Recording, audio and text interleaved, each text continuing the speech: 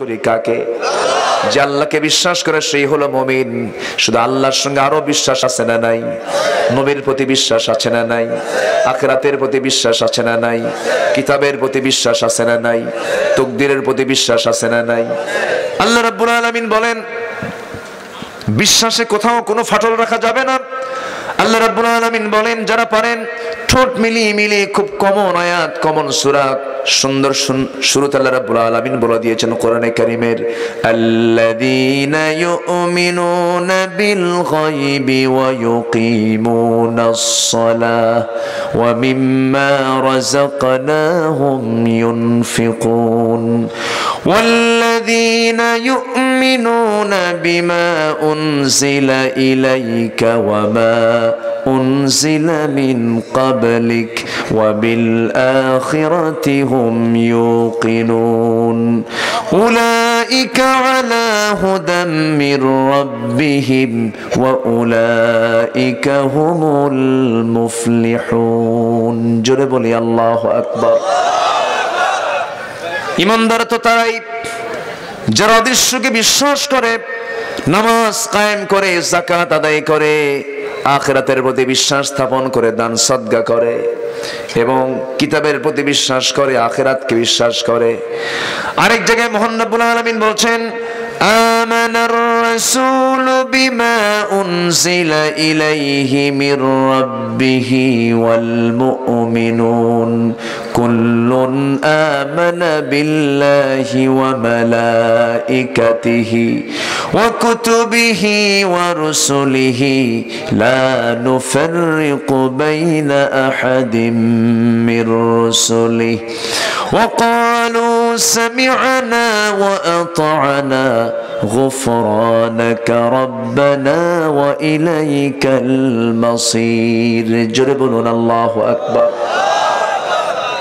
বিশ্বাসের ক্ষেত্রে কোথাও কোনো গ্যাপ রাখা যাবে না, সবগুলোকে বিশ্বাস করতে হবে। নামাজ পড়লাম, রোজা রাখলাম, কোরআনটাকে মানলাম না, কোরআনের বিধানকে মানলাম না, কোরআনের ওই সমস্ত বিধানকে মানলাম না যে সমস্ত বিধানগুলো আল্লাহ পাক দিয়েছেন, এমন ধরনের কিছু মুসলমান আছে না নাই?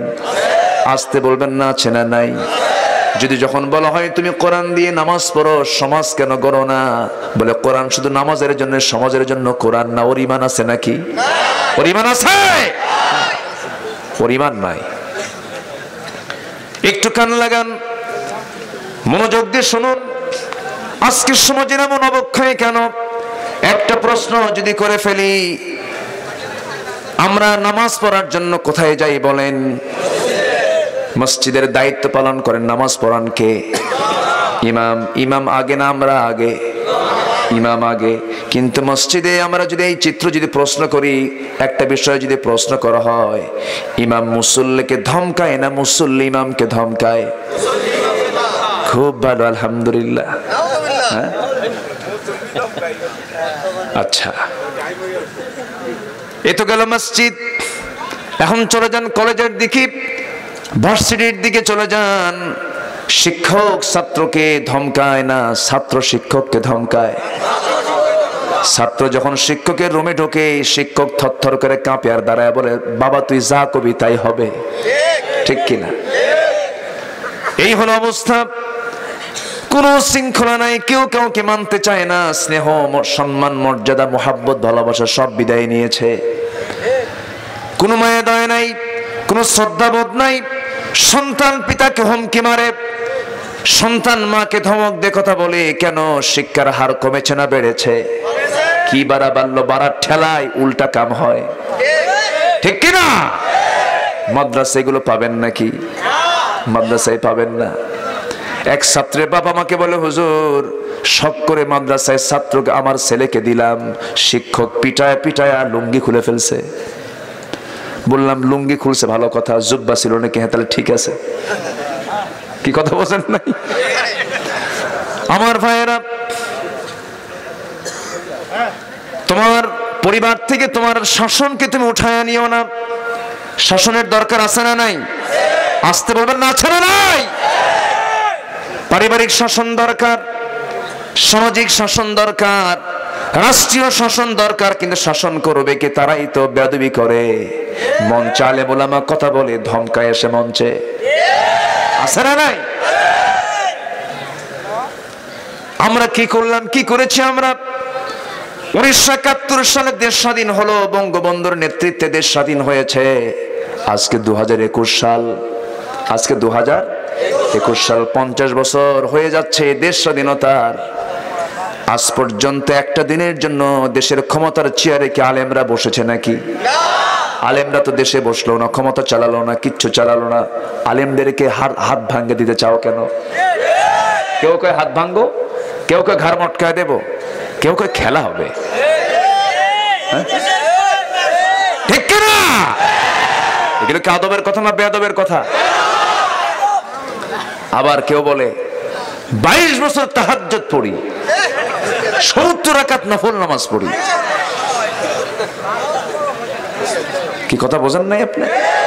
আবার তোমরা তো পিটন খায়ালা বইছো, আর আমি ছোটবেলায় ঘরেই আলিফ বা তা শিখছি। মূর্খের মূর্খতা প্রকাশ পায় 2 লাইন বললেই টের পাওয়া যায়। ঠিক কিনা? আমরা খেলবো কেন? মূর্খের সঙ্গে খেলার দরকার নাই। আল্লাহ খেলতে মানা করেছেন। মূর্খের সঙ্গে খেলতে মানা না? মূর্খের সঙ্গে খেলতে মানা। কোরআন বলে দিয়েছে, ওয়াইবাদুর রাহমানিল্লাযীনা ইয়ামশুনা আলাল আরদি হাওনা ওয়া ইযা খাতাবাহুমুল জাহিলুনা ক্বালু সালামা। রহমানের যারা বান্দা হবে তারা বিনয়ী হবে, অত্যন্ত বিনম্র চিত্তে চলাফেরা করবে, তারা নুয়ে পড়বে, রূঢ় আচরণ করবে না, বিনয়ী হয়ে কথা বলবে। জাহেলদের সামনে যখন মুখোমুখি হয়ে যাবে, কোনো তর্ক বিতর্ক না করে সালাম দিয়ে বিদায় নেবে, কোনো দরকার নাই। ঠিক কিনা আমার ভাইয়েরা? মূর্খের মূর্খতা তো কথার মধ্য দিয়ে টের পাওয়া যায়। আমার বন্ধুগণ, এই জন্য কথা বলা আগে না চিন্তা করা আগে? আগে চিন্তা, এরপরে কথা। কথার পরিমাণ বেশি হবে না কম হবে? মান নাজাহ ইয়া রাসূলুল্লাহ। এক সাহাবী বললেন, ইয়া রাসূলুল্লাহ, আমি নাজাত পেতে চাই। রাসূল বললেন, 3টা কাজ করো, এর মধ্যে 1 নম্বর হলো আমসিকা আলাইকা লিসানাক। তুমি তোমার রসনাকে নিয়ন্ত্রণ করো, জিহ্বাকে নিয়ন্ত্রণ করো। জিহ্বা নিয়ন্ত্রণ করতে পারবে, তোমার জন্য জান্নাত হাতে চলে আসবে। জোরে বলি সুবহানাল্লাহ। লিমা তাকুলুনা মা লা তাফআলুন। যা করো না তা তুমি বলতে যাও কেন? কার কথা? আল্লাহর কথা। নবীজি কথা বেশি বলতেন না কম বলতেন? কথা কম বলতেন, কিন্তু একটা লাইন বলতেন, একটা লাইনের ব্যাখ্যা হয়ে যেত শত শত লাইন। কথা হবে কম, কিন্তু আমার দেশে ওয়াজের পরিমাণ কম না বেশি? মিনিট মিনিট আলোচনা না ঘন্টা ঘন্টা আলোচনা? ঘন্টা ঘন্টা আলোচনা, কিন্তু আমলের বেলা ঠনঠনা, আমলে ঠনঠনা। আমার ভাইয়েরা, আমার বন্ধুগণ, এই জন্য রাসূল আরেক জায়গায় বলেছেন, ইযা আসবাহা ইবনা আদম ফাইনাল আ'দা কুল্লা শাইইন তাকফুরুল লিসান ইত্তাকিল্লাহা ফিনা ফাইন্নামা নাহনু বিক ফাইন ইসতাকামতা ইসতাকামনা ওয়া ইন ইয়াওয়াজাজতা আওয়াজাজনা আও কামা ক্বালা আলাইহিস সালাতু ওয়াস সালাম। রাসূল বলেছেন, যখন কোনো বান্দা ঘুম থেকে উঠে সকালে বসে যায়, সমস্ত অঙ্গ প্রত্যঙ্গগুলো মাথা থেকে পা পর্যন্ত, মাথা, চোখ, কান, নাক, হাত, পা সব কিছু এসে জিহ্বার কাছে এসে সবাই এসে বলে, ও জিহ্বা, ইত্তাকিল্লাহা ফিনা, আমাদের জন্য তুমি আল্লাহকে ভয় করো। তুমি যদি ঠিক থাকো, আমরা সমস্ত অর্গানগুলো, সমস্ত অঙ্গ প্রত্যঙ্গগুলো ঠিক থেকে যাব। আর তুমি জিহ্বা যদি ব্যাঠিক হয়ে যাও, আমরাও ব্যাঠিক হয়ে যাব। এই জন্য জিহ্বা ঠিক করার দরকার আছে না নাই? এক ছাত্রের বাড়ি ব্রাহ্মণবাড়িয়া। কোথায়? তো শিক্ষক বলল, তোমার বাড়ি কোথায়? কে? ব্রাহ্মণবাড়িয়া। শিক্ষক বলল, ঠিক আছে, এখনই তোমার প্রশ্ন শুরু হয়ে গেছে, বলো তো ব্রাহ্মণবাড়িয়া বানানটা কি? ব্রাহ্মণবাড়িয়া বানান কিন্তু সস্তা না, ভালো ছাত্র হতে হবে, তাই না? ব্রাহ্মণবাড়িয়া। ছাত্র আর বলতে না পারে, বলে, স্যার আমি এখন ঢাকায় থাকি। আমি এখন কোথায় থাকি? ঢাকায় থাকি। মূর্খ যখন কথা বলে তখন এমনি টের পাওয়া যায়। আলেমদের সঙ্গে বেয়াদবি করবেন না। আমি আলেম না, আমি ভাঙ্গাচোরা একজন মানুষ। কিন্তু আলেমকে দেখে সম্মান করবেন, ভাবতে হবে। আলেমদের নিয়ে রাসূল বলেছেন আমার ওয়ারিস হচ্ছে আলিম উলামা। জোরে বলে সুবহানাল্লাহ। আলেমদের সঙ্গে বেয়াদবি করবেন, ঘরে ঘরে ঐশীর জন্ম নেবে। আমার দেশ আবাদ হচ্ছে এখন মানবতার আবাদ না হিংসার আবাদ? মানবতার না হিংসার? ক্বালা ইয়াকুম ফিল হাসাদ ফাইনাল হাসাদা ইয়াকুলুল হাসানাত কামা তাকুলুন নারুল হাতাব। আল্লাহু আকবার। তোমরা হিংসা থেকে নিজেকে বাঁচাও। হিংসা সমস্ত নেক আমলকে খেয়ে শেষ করে ফেলে, যেমনটি করে আগুন সমস্ত কাঠকে পুড়ে ছাই করে দেয়। এজন্য হিংসার কাছে যাওয়া যাবে না। কষ্ট হচ্ছে আপনাদের? আমরা ভ্রাতৃত্বের বন্ধনে আবদ্ধ হব, জোরে বলি ইনশাআল্লাহ। আমরা ভাই ভাই হয়ে যাব। কি হয়ে যাব? ভাই ভাই। আল্লাহ পাক এটাই বলছেন। আল্লাহ রাব্বুল আলামিন বলেন والمؤمنون والمؤمنات بعضهم أولياء بعض يأمرون بالمعروف وينهون عن المنكر। মুমিন পুরুষ এবং মুমিনা নারী তারা হবে একে অপরের পরিপূরক হয়ে যাবে, একে অপরের অন্তরঙ্গ বন্ধুত্বের রূপ নিয়ে নেবে। বাদহুম আউলিয়া ও বাদ, একে অপরের অন্তরঙ্গ বন্ধু তারা হয়ে যাবে, ভ্রাতৃত্বের বন্ধনে আবদ্ধ হয়ে যাবে। ইন্নামাল মুমিনুনা ইখওয়াতুন ফাসলিহু বাইনা আখাওয়াইকুম ওয়াত্তাকুল্লাহা লাআল্লাকুম তুরহামুন। জোরে বলি আল্লাহু আকবার। আমি কি আলোচনা শেষ করে দেব? দু একজন করে যে ওঠে নাম্বার জরুরত, নিম্নচাপ। হ্যাঁ, একটু অনেক রাত তো এটা হতেই পারে, কিন্তু এটা তো এলোমেলো হয়ে যায়, বোঝেন না? আমরা চেষ্টা করব না যাওয়ার। জোরে বলি ইনশাআল্লাহ। শুধু নিম্নচাপ না, কিছু লোক আছে ঊর্ধ্বচাপের লোকও আছে। ঊর্ধ্বচাপ হলো বিড়ি খাওয়া চাপ। এই চাপও কিন্তু কমে না। শীত যত বাড়ে বিড়ি খাওয়া তত বাড়ে। শীত বিড়ি খেলে নাকি শীত কমে।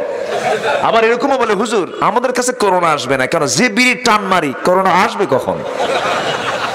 দেখছেন, করোনার ভ্যাকসিন তৈরি হয়েছে, করোনার ভ্যাকসিন এসেছে, ভালো কথা। শর্ত হলো ভ্যাকসিন দেওয়ার 1 মাস আগের থেকে মদ খাওয়া যাবে না, এবং ভ্যাকসিন দেওয়ার পরবর্তী 2 মাস পর্যন্ত মদ খাওয়া যাবে না। আমরা তো খাই না, ঠিক কিনা? তাহলে মদ্যপান করলে পরে ভ্যাকসিনও কোনো কাজে আসবে না। মদ খাওয়া কি? আস্তে কোন কেন? আস্তে কোন কেন? আল্লাহ কত আগে জানিয়ে দিলেন, আর এখন ভ্যাকসিন যারা দেবে তারা বলতেছে যে শর্ত হলো মদ খাওয়া যাবে না। ইসলাম যা বলেছে, হারামের কোন আরাম, হারামের কোন সুস্থতা নাই। মদের ধারে পাশে যাওয়া যাবে না। মদ খাওয়া হারাম কে করেছেন? আমার দেশে মদের লাইসেন্স তো নাই। ও আছে, আছে, লাইসেন্স আছে। হ্যাঁ, খুব ভালো।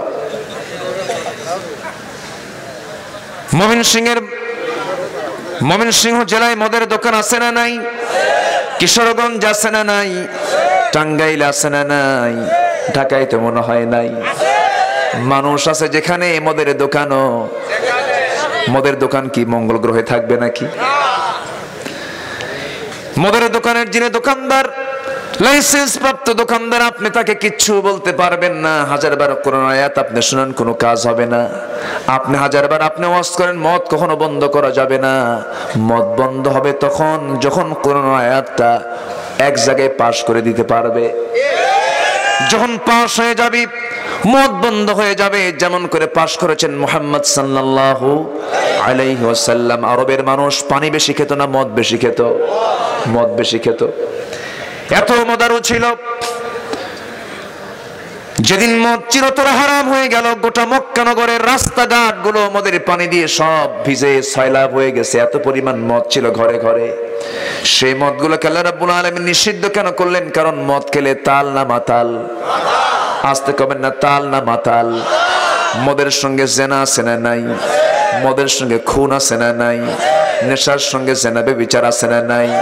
মদ আছে যেখানে, জেনা আছে সেখানে, জেনা আছে যেখানে, খুন আছে সেখানে, সব একটার সঙ্গে আরেকটার কানেক্টিং আছে না নাই? আচ্ছা, আল্লাহ পাক এই জন্য মূলত মদকে হারাম করে দিয়েছেন। আমার ভাইয়েরা, মদ খেলে তো মাথা ঠিক থাকে না, মাথা এলোমেলো হয়ে যায়। আমার ভাইয়েরা, ওলট পালট হয়ে যায়। আল্লাহ রাব্বুল আলামিন এই মদকে একদিন হারাম করেন না, সাহাবীরাও মদ্যপান করেছেন, আমরাও খাবো নাকি? যেরকম নাউজুবিল্লাহ। হয়তো এই কথা কাটিং করে ফেলবে, কেউ কেউ কাটিং করে বলবে সাহাবীরাও মদ খেয়েছেন, হুজুর এই কি ওয়াজ করলেন। এই ক্যামেরাম্যানরা খুব সাবধান, এরাই প্যাঁচ লাগাই কিন্তু মাঝে মাঝে, ঠিক কিনা বলেন?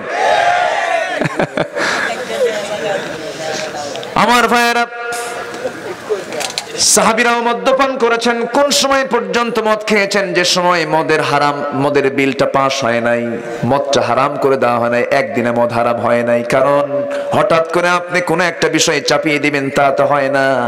আল্লাহ রাব্বুল আলামিন বললেন, শোনো, মদ্যপান করবে না যখন তোমরা নামাজে দাঁড়িয়ে যাবে। লা তাকরাবুস সালাহ ওয়া আনতুম সুকারা। নেশাগ্রস্ত অবস্থায় নামাজে দাঁড়ায়ও না। কেন? হযরত আলী রাদিয়াল্লাহু তাআলা আনহু, নাম শুনেছেন তো নাকি? নাম শুনেছেন? বাড়ি কোথায়? হ্যাঁ, মক্কা। জি, বলি আলহামদুলিল্লাহ। সেদিন এক মাহফিলে বললাম, ওমরে ফারুক রে চিনেন? এক ছেলে সামনে দাঁড়াবে, হ্যাঁ চিনি। কোথায় বাড়ি? খুঁজে, আমাদের বাড়ির দোতলায় ভাড়া থাকে। কথা বলছেন? কষ্ট হচ্ছে নাকি আপনাদের? আলহামদুলিল্লাহ। এত রাতে কি সুন্দর করে ওয়াজ শুনে মানুষ। আমি তো থাকতাম না, আমি চলে যেতাম। আপনাদের খুব ধৈর্য শক্তি, বলি আলহামদুলিল্লাহ। আমার ভাইয়েরা, হযরত আলী নামাজে দাঁড়ায় গেছেন, নামাজ শুরু করেছেন।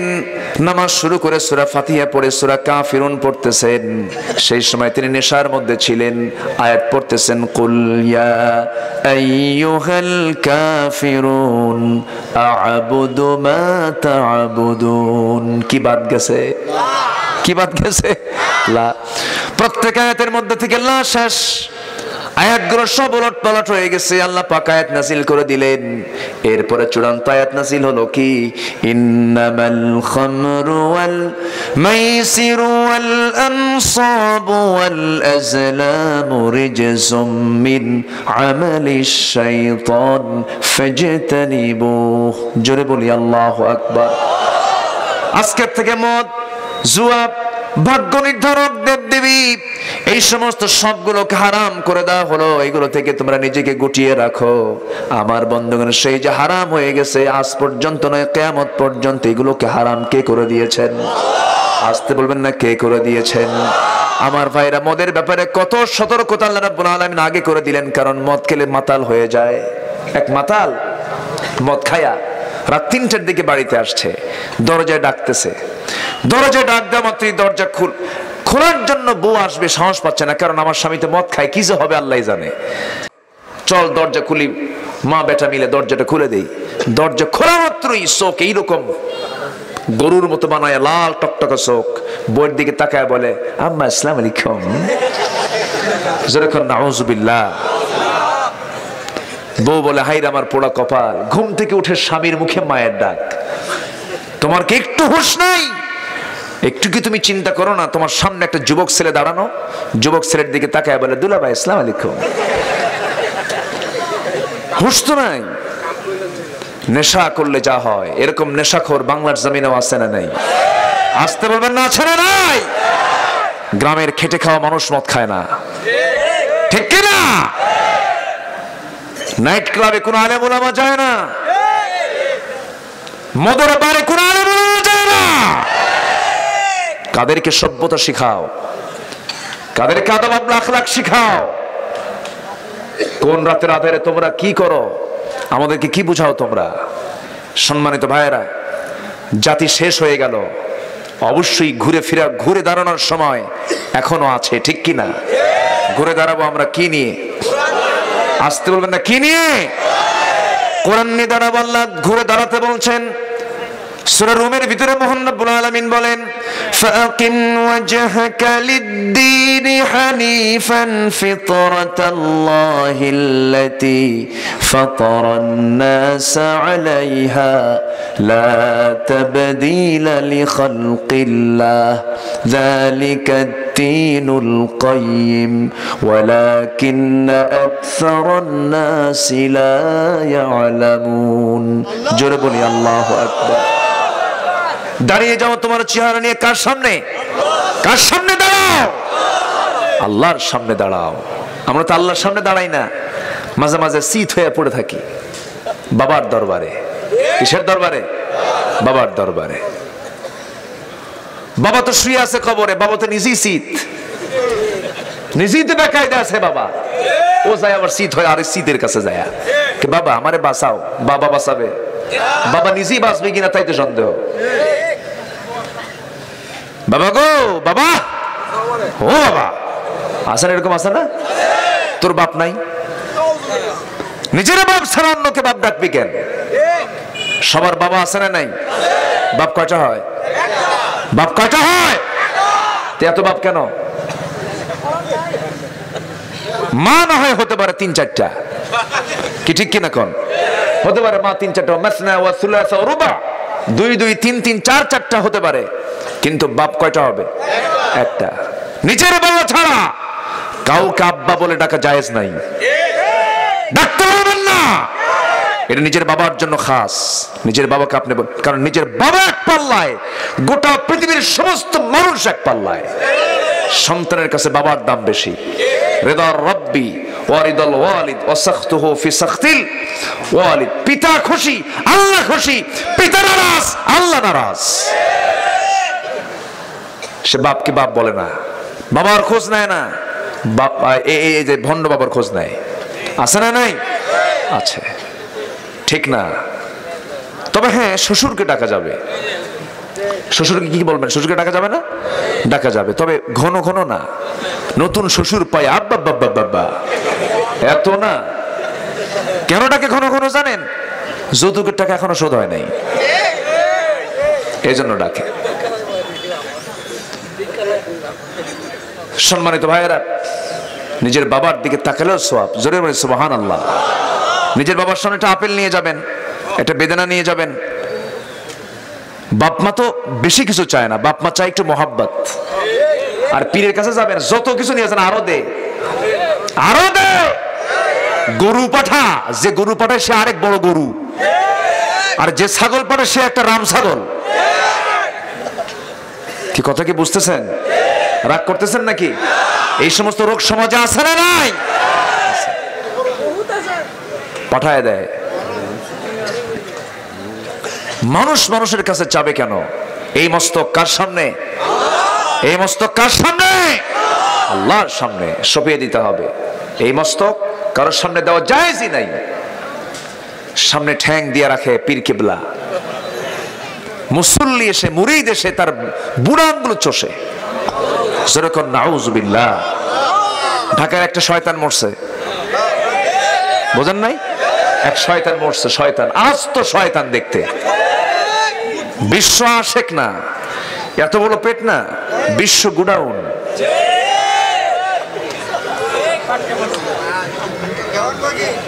মরছে ও বলেছে তার বউ নাকি ফাতেমা আর তার ছেলে নাকি হাসান হোসাইন কত বড় বেয়াদব কত বড় ভণ্ড হতে পারে এদেরকে সম্মান দেখানো হয় যারা সম্মান দেখে তার আরেক মহাভণ্ড দুষ্ট এগুলো এদের ধারে পাশে আমাদের যাওয়া যাবে না আমি পীর কি গালমন্দ করছি না পীর ভালো হক্কানি পীর যদি হয় কোনো সমস্যা নাই মানিকগঞ্জ এক মাহফিলে গিয়েছিলাম এক গ্রামে মাহফিল বলা হলো হুজুর যে গ্রামে আসছেন এই গ্রামে 350 পীর বললাম যে আমারে দাওয়াত দিলেন কেন হুজুর একটাও নামাজ পড়ে না কি কথা কি বুঝতেছেন একটাও নামাজ পড়ে না পানির তলে মোমবাতি বাবা বাতাসে নেভে না বাবার নামে হালকা দিলে উজু গোসল লাগে না খাজা দিল কর তাজা ইসমে জালাল গাজার কলকি খাওয়া হালাল যেরকম নাউজুবিল্লাহ। এগুলোকে শাসন করার জন্য বেশি কিছু লাগবে না, শুধু পাওয়ারওয়ালা 1.5 হাত লাঠি লাগবে। কিওয়ালা লাঠি?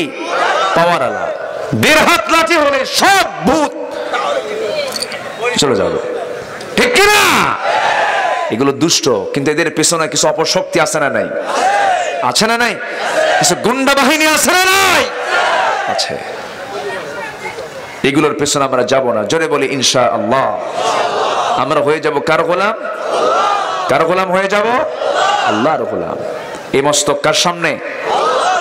সবাই আমার বন্ধু হবে না। 5 শ্রেণীর লোক আমার বন্ধু হবে না। 5 শ্রেণীর লোক আমার কখনো বন্ধু হতে পারে না। একটা একটা করে বলবো, শুনবেন না? জোরে বলি ইনশাআল্লাহ। আমরা তো সবাই ইমানদাররা সব ভ্রাতৃত্বের বন্ধনে আবদ্ধ হতে চাই। কার কথা? তুমি 4টা কাজ করার আগে আগে ভ্রাতৃত্ব তৈরি করো। নামাজ সত্যতা তৈরি করো না ভ্রাতৃত্ব তৈরি করে? বলেন বলেন। সত্যতা না ভালোবাসা? ভালোবাসা। হজ সত্যতা না ভালোবাসা? ঈদের নামাজ সত্যতা না ভালোবাসা? ভালোবাসা। আমার ভাইয়েরা, আমার বন্ধুগণ, সাহাবীদের ভিতরে কি পরিমাণ ভালোবাসা ছিল, স্বপ্ন পর্যন্ত এক হয়ে যেত। আমার রাসূল ইন্তেকাল করেছেন, ইন্তেকালের বেশ কিছু পরে আমার নবীজি দুনিয়া থেকে বিদায় নিয়েছেন। আমার নবীজির প্রিয় সাহাবী, প্রিয় জামাতা হযরত আলী রাতের বেলা ঘুমাচ্ছিলেন। ঘুমের মধ্যে স্বপ্নের মধ্যে দেখতে পেলেন আমার নবীজি তার দরজায় হাজির হয়ে গেছেন। সালাম বিনিময় হয়ে গেল। নবীজি তার শিয়রে বসে গেলেন। ব্যাগের ভিতর থেকে অনেকগুলো খেজুর থেকে একটা খেজুর তিনি 3 আঙ্গুলে বের করে বলছেন, আলী, অনেক দিন যাবত দেখা নাই, কথা নাই, সাক্ষাৎ নাই, একটু মুখটা ফাঁকা করো, আজকে তোমাকে আমি খেজুর খাওয়ায় দেই। মুখটা ফাঁকা করো। মুখটা ফাঁকা করলেন, মুখের মধ্যে একটা খেজুর তুলে দিলেন। সেই খেজুরটা তিনি স্বপ্নের মধ্যে খাওয়া শুরু করলেন। ঘুম তার ভেঙে গেল। ঘুম থেকে জাগা পেয়ে দেখেন তার জিহ্বার মধ্যে তাজা খেজুরের স্বাদ ফুটে উঠেছে। হযরত আলী আবেগ আপ্লুত হয়ে পড়লেন, ওযু বানালেন, তাহাজ্জুদ নামাজ পড়লেন। কারণ ইমানদারের সবচেয়ে বড় গুণ হলো শুধু 5 ওয়াক্ত নামাজ নয়, ইমানদারের সবচেয়ে বড় গুণ হলো নফলটা তার জীবনে বেশি থাকবে। কারণ নফল যার জীবনে বেশি, ফরজ তার নষ্ট হবে না। নফল যার জীবনে নাই, ফরজ তার নষ্ট হওয়ার সম্ভাবনা আছে। এই জন্য আমরা নফলটা বাড়াবো। নফল ফরজ গুলোকে পাহারা দিয়ে ফেলে আমার বন্ধু আলী তাহাজ্জুদ নামাজ পড়লেন। তাহাজ্জুদ নামাজ পড়ে চোখের পানি ফেলে ফেলে কেঁদে কেঁদে ফজরের যখন আযান হয়ে গেছে, হযরত ওমর ফারুক তখন শাসনকর্তা, তিনি নামাজ পড়তেছেন না পড়াচ্ছেন? বলেন বলেন। ইসলামের রাষ্ট্রের রাষ্ট্রপতি তিনি মুসল্লি হবেন না ইমাম হবেন? আজ তিনি মুসল্লি হবেন না ইমাম হবেন? রাষ্ট্রপতির দায়িত্ব মুসল্লি হওয়া না ইমাম হওয়া। আর আমরা পাইছি ইমাম না মুসল্লি? মুসল্লি পেয়েছি। আমার ভাইয়েরা, আমার দিকে তাকান। মুসল্লির কাতারে তো রাষ্ট্রপতি থাকবেন না, প্রধানমন্ত্রী তো মুসল্লির কাতারে থাকবেন না, তারা নামাজ পড়াবেন। এটা ইসলামের সিস্টেম। ওমর ফারুক রাদিয়াল্লাহু তাআলা নামাজ পড়াচ্ছেন। নামাজ শুরু হয়ে গেছে। প্রথম কাতারে জায়গা নাই, দ্বিতীয় কাতারে জায়গা নাই। হযরত আলীর মতো মানুষ প্রথম কাতারে দ্বিতীয় কাতারে জায়গা পেলেন না, তৃতীয় কাতারে মাঝখানে দাঁড়ায় গেলেন। অথচ কত গুরুত্বপূর্ণ একজন ব্যক্তি, আমার দেশে দখল হতে হতে মসজিদের প্রথম কাতার পর্যন্ত দখল। আমি কি ভুল বলতেছি? প্রথম কাতারের 4-5টা জায়নামাজ সবসময় বরাদ্দ থাকে। সভাপতি, সেক্রেটারি আছে না নাই বলেন? এটা উচিত না, এটাকে ক্লিয়ার করে দেওয়া উচিত। যে আগে আসবে সে সবার সামনে বসবে। আলহামদুলিল্লাহ বলেন। আরো জোরে কোন আলহামদুলিল্লাহ। আমার ভাইয়েরা, দখল হতে হতে মসজিদ পর্যন্ত দখল হয়ে গেছে। আমার বন্ধুগণ, এটা ইসলাম অনুমোদন করে না। হযরত আলী প্রথম কাতারে জায়গা পেলেন না, তৃতীয় কাতারে তিনি দাঁড়ায় গেলেন। নামাজ শেষ হয়ে গেল। হযরত ওমর ফারুক রাদিয়াল্লাহু তাআলা আনহু সালাম ফিরে একটু দেরি করে মাসনুন দোয়াগুলো পড়ে তিনি উঠে দাঁড়ালেন। দাঁড়িয়ে ডান পাশে লক্ষ্য করে দেখেন কে যেন এক টপলা খেজুর হাদিয়া স্বরূপ দিয়ে গেছে। সেই টপলাটা খেজুরটা হাতের মধ্যে নিয়ে ওমর ফারুক নিজেই বন্টন করা শুরু করলেন। খেজুরগুলো সবার হাতে হাতে দেওয়া শুরু করলেন। প্রত্যেকের হাতে হাতে 2টা 3টা 4টা পর্যন্ত করে খেজুর দিয়ে যান।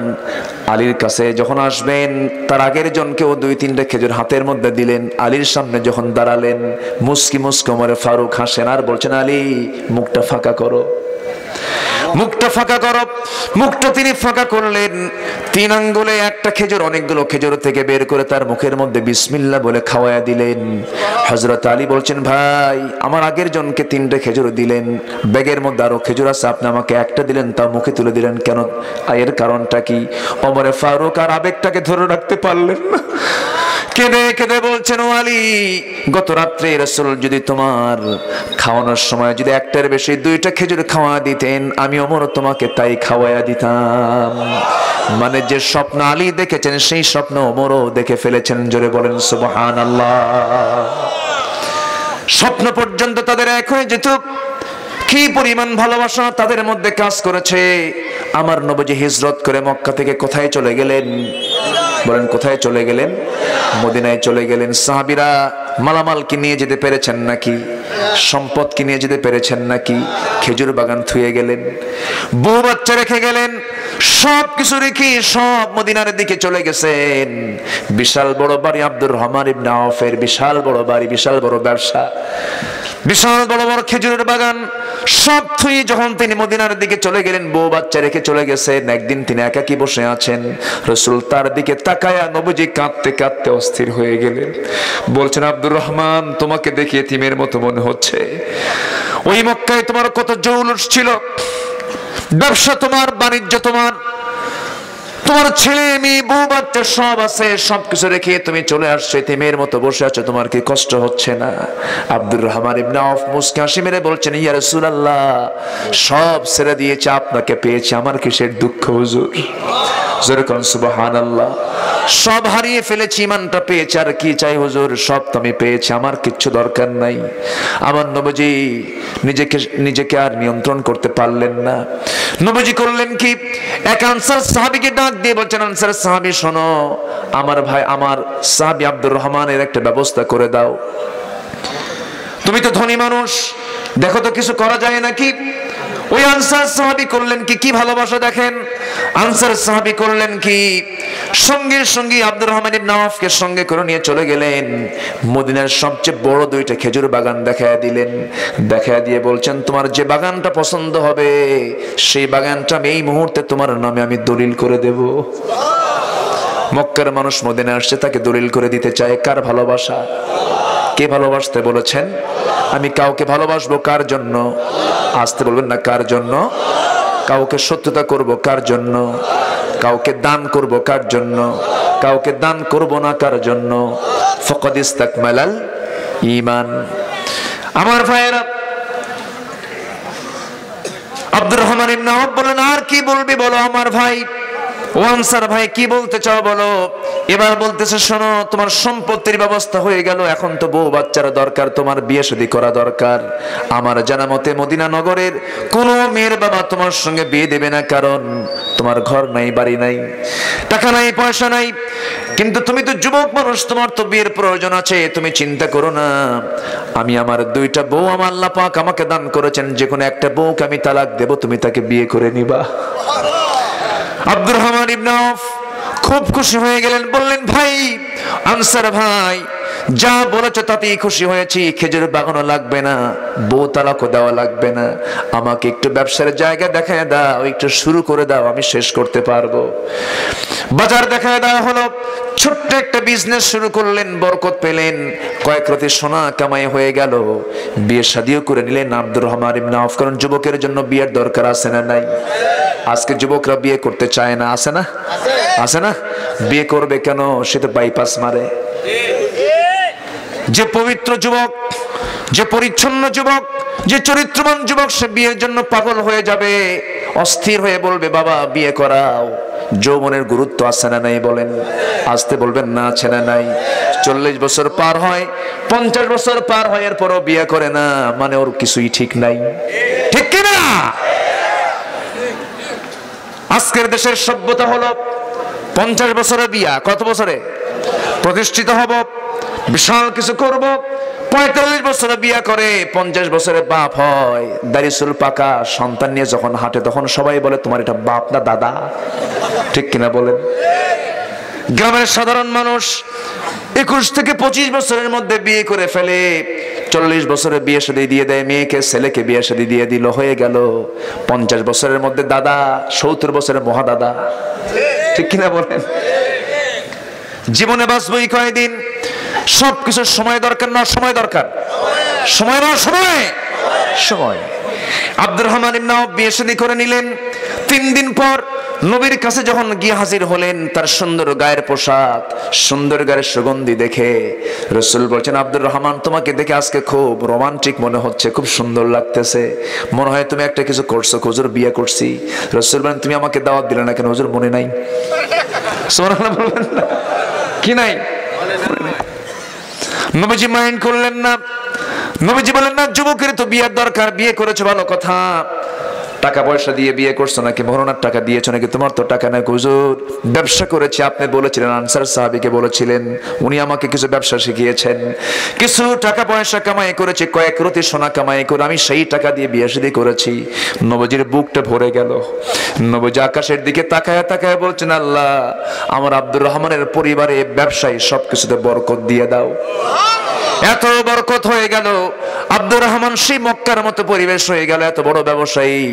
তাবুক অভিযানের সময় আব্দুর রহমান ইবনে আওফ তিনি একাই দিয়েছিলেন 3 বস্তা সোনা। কয় বস্তা? 3 বস্তা সোনা দিয়েছিলেন। বদরের সাহাবী, কি সাহাবী?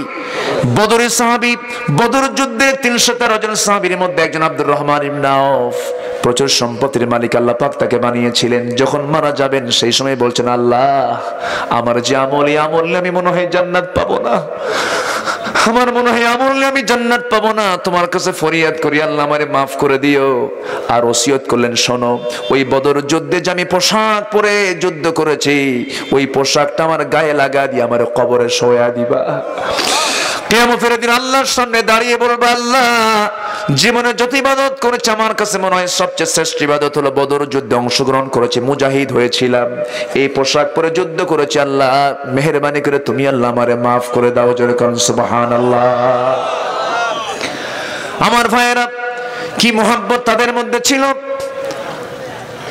আরেকজন সাহাবী যখন শুনতে পেলেন রাসূল সাহাবীরা সব মক্কা থেকে মদিনায় হিজরত করেছেন,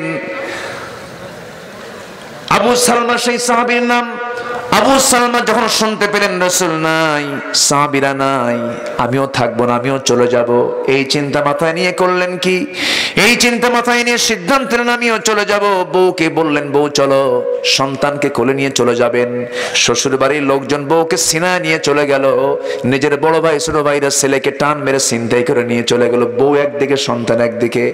আবু সালমা বলছেন, তোমরা আমার বউকে নিয়ে চলে গেলে, সন্তানকে নিয়ে চলে গেলে, সব নিয়ে চলে যাও, কিন্তু আমার ঈমান তো তোমরা ছিনতাই করতে পারবা না। নিয়ে একাই চলে গেলেন মদিনার প্রান্তরে। উম্মে সালমা জেলখানায় বন্দী। 1 বছর পার যখন হয়ে গেল, সবার চোখ খরাল করে বাপ মাকে না জানায়া সন্তানকে আস্তে করে কোলের মধ্যে করে নিয়ে তিনিও মদিনার দিকে রওনা করলেন। উম্মে সালমাও চলে গেলেন মদিনায়, স্ত্রী চলে গেলেন মদিনার দিকে। আবু সালমা উম্মে সালমার দাম্পত্যময় জীবন ছিল খুব। একদিন উম্মে সালমা বিকাব্লত হয়ে বলছেন, আমার স্বামী গো, আমি আপনাকে একটা প্রশ্ন করব। কি প্রশ্ন? আপনি আমাকে কেমন ভালোবাসেন? দারুণ ভালোবাসে। কি ভালোবাসেন দেখি একটা পরীক্ষা করি। কি পরীক্ষা? আমি যদি আপনার আগে মরে যাই, আপনি কি বিয়ে করবেন নাকি? এমন চিন্তা আজকের বউদেরও আছে না নাই? আছে না? ছোট বাচ্চা কয়ে আছে, তুমি কি বিয়ে করছো? আমার ভাইয়েরা, আমার বন্ধুগণ, এমন চিন্তা আজকের বউদের মধ্যেও কাজ করে। ভালো মেয়েদেরকে আল্লাহ পাক এরকম গুণটা দিয়েছেন। আপনার বউয়ের সামনে যদি জান্নাতের হুরের গল্প করেন তো বউ হিংসা করে, ঠিক কিনা? হিংসা করে না? হিংসা করে। আল্লাহ পাক এই নেচার দিয়ে মেয়েদেরকে বানাইছেন। হুরের গল্প করলে শোনে না, তাই না? হুরের গল্প করলেও শোনে না। উম্মে সালমা বলছেন, আমার স্বামী আমি যদি মরে যাই আপনার আগে, আপনি কি বিবাহ করবেন নাকি? আবু সালমা টেকনিক করে বলছেন, আমার স্ত্রী তোমার মন কি চায় তাই আমি করব। উম্মে সালমা বলছেন, আমার মন চায় আপনি বিয়ে করতে পারবেন না। আবু সালমা বলে ফেললেন, শোনো, এমনটা যদি হয়ে যায় তোমার আগে আমার আগে তোমার যদি মরণ হয়ে যায়, আমি তোমাকে ওয়াদা দিলাম জীবনে আর কোনো স্ত্রী গ্রহণ করব না, যাও। কিন্তু তিনি বললেন, শোনো, তোমার এই কথাটা আমার কাছে পছন্দ না। আমার চিন্তা হলো, আমার মন বলে এমনটা না হয়ে যদি এমনটা হয়, আমি তোমার স্বামী, আমি তোমার আগে যদি দুনিয়া থেকে বিদায় হয়ে যাই, তুমি যদি বিধবা হয়ে যাও, আমি তোমার জন্য দোয়া করি আল্লাহ যেন আমার চেয়ে উত্তম স্বামী যেন আল্লাহ তোমাকে জুটাইয়া দেন। আল্লাহর কাছে স্বামীর দোয়াই কবুল হয়ে গেছে, এটা হচ্ছে উত্তম। যেরকম সুবহানাল্লাহ, স্বামীর দোয়াটাই কবুল হয়ে গেল। উম্মে সালমা 1 বছর পর স্বামীর টানে, দিনের টানে, কোরআনের টানে, নবীর টানে, আল্লাহর টানে চলে গেলেন মদিনার প্রান্তরে। ফজরের আজান হয়ে গেল, নামাজ শুরু হয়ে গেছে, নামাজ পড়াচ্ছেন মুহাম্মদ সাল্লাল্লাহু আলাইহি ওয়াসাল্লাম। নামাজ শেষ হয়ে গেল। নামাজ শেষ হয়ে যাওয়ার পর আমার নবীজি করলেন কি, যখন ঘুরে দাঁড়ালেন, এমন সময় একটা সংবাদ চলে এলো, হুজুর আবু সালমার দুনিয়াতে নাই, দুনিয়া থেকে বিদায় নিয়েছে। আবু সালমার মৃত্যুতে আমার নবীজি আবেগ আপ্লুত হয়ে পড়লেন। এমন সময় উম্মে সালমার কান পর্যন্ত চলে গেল, উম্মে সালমা, তুমি কি জানো তোমার স্বামী আজকে দুনিয়া থেকে বিদায় নিয়েছেন? তিনি মদিনায় ঢুকলেন, স্বামীর সেই রাতেই দুনিয়া থেকে বিদায় হয়ে গেছে। উম্মে সালমা স্বামীর শোকে পাথর হয়ে গেলেন, সন্তানটা এতিম, কোলের মধ্যে নিয়ে বসে আছেন। এমন সময় নবীর কানে সংবাদ আসলো, হুজুর উম্মে সালমা মদিনায়।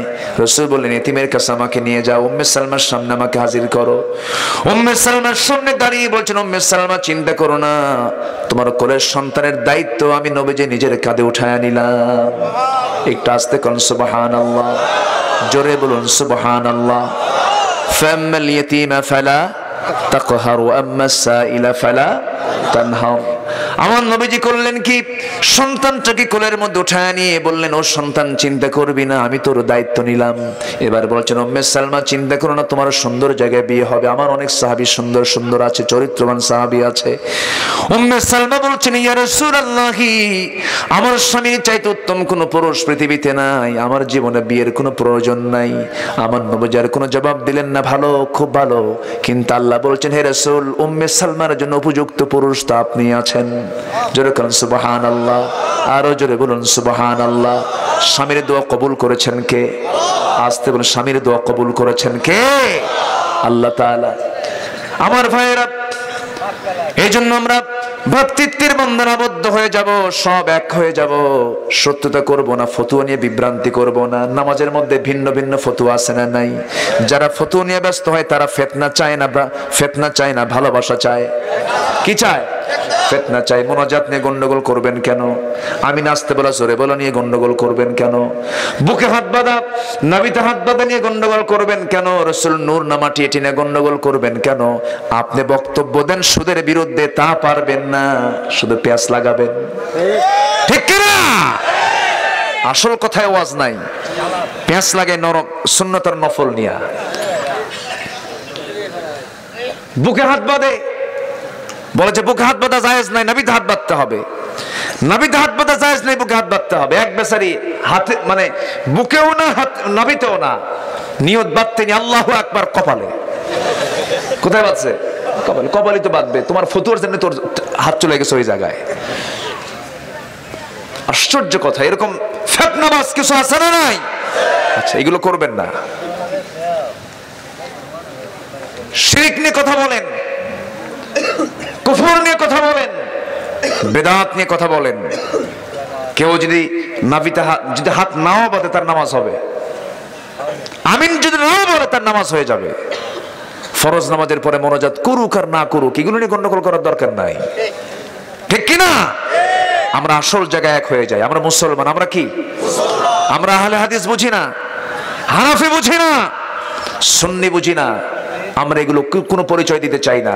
আমাদের পরিচয় হলো আমরা মুসলমান। ঠিক কিনা? এই কথায় যদি এক প্ল্যাটফর্মে দাঁড়াই, আমরা কিসের কওমি, কিসের আলিয়া, সকল দ্বন্দ্ব ভেদাভেদ ভুলে যেতে হবে। এক প্ল্যাটফর্মে আসলে পরে সমস্ত বাতিল শক্তি বঙ্গোপসাগর হাবুডুবু খাবে। সবাইকে সেই বাতিলদের মোকাবেলা করতে রাজি আছেন? রাজি আছেন কারা কারা? হাত উঁচু করে দেখেন মুসলমান।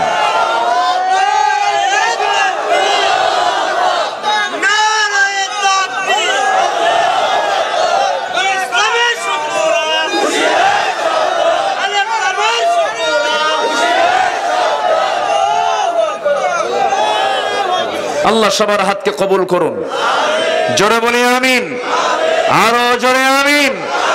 তাহলে আমরা পরস্পর শত্রু না বন্ধু? শত্রু না বন্ধু?